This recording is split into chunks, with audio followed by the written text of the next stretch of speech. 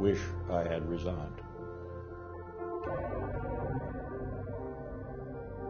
One of the things that disturbs me most about this is that the same tactics are being used as were used in 2002 and early 2003 with regard to Iraq. The same people, the same tactics, the same litany, the same strategy, the same everything.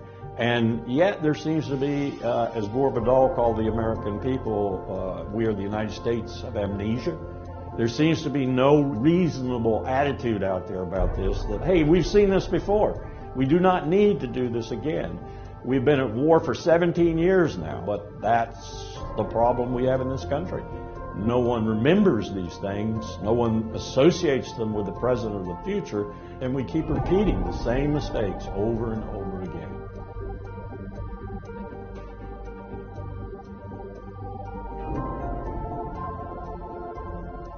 Indeed, the facts and Iraq's behavior show that Saddam Hussein and his regime are concealing their efforts to produce more weapons of mass destruction.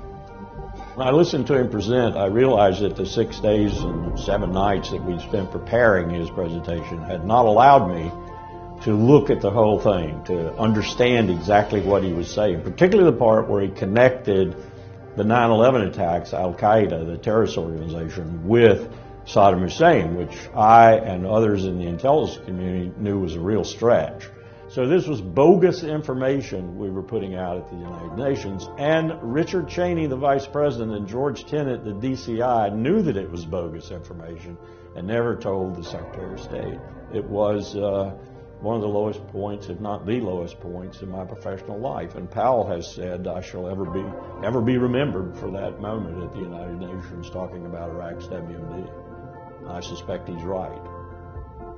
My fellow citizens, at this hour, American and coalition forces are in the early stages of military operations to disarm Iraq, to free its people, and to defend the world from grave danger. This decision in 2003 to invade Iraq will be ever interpreted by historians as a catastrophic strategic mistake. What we did when we invaded Iraq was violate 40-plus years of U.S. foreign and security policy. We destroyed the balance of power in the Persian Gulf.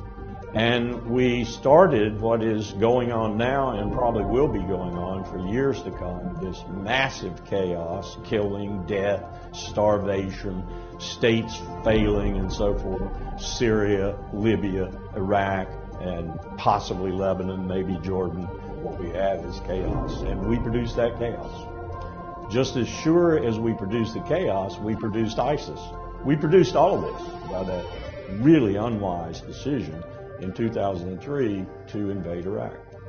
The campaign to convince the American people to support the war in Iraq, which was quite effective, and when you consider it was built on a house of lies, it was quite effective. Iran is not this kind of threat that we're saying she is. They don't even have nuclear weapons. Israel is sitting on top of 200 or 300 nuclear weapons. It may deny it all day long, but it's got nuclear weapons. So Iran does not have nuclear weapons. And in my consideration, it stopped trying to build nuclear weapons early in the 2000s. I think there's a real problem in this country right now with the fact that we've been at war for 17 years.